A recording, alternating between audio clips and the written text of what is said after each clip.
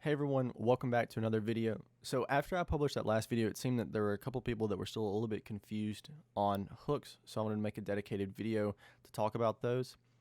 In this video, we're going to be going over just the useState hook, and we might go over some of the other ones if we need to. But to begin, let's talk about what exactly a hook is. So it's a special function that lets you hook into React features. So the useState hook is going to let you add React state to your functional components. You'll use a hook when you need to write a function component and then realize down the line you need to add some state to it.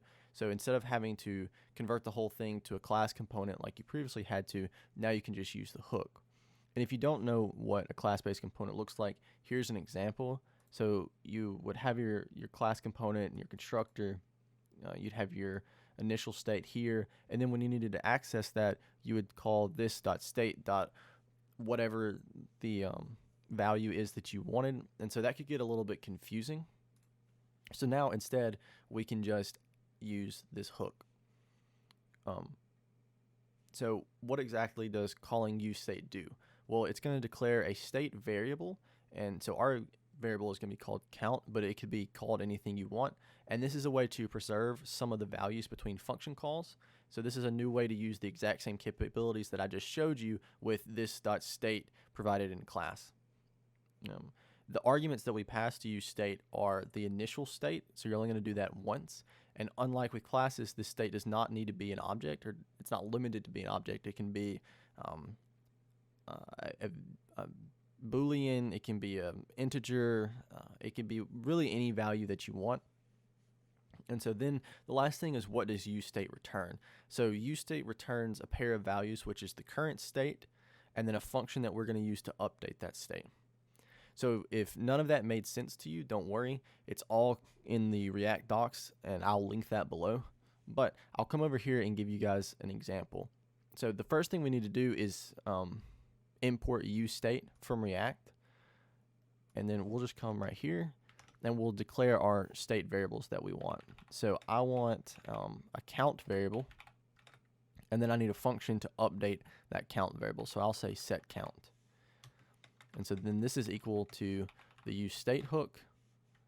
And then inside of this, we need to pass our initial value. So for us, it's just going to be 0 because that's what we want it to start at.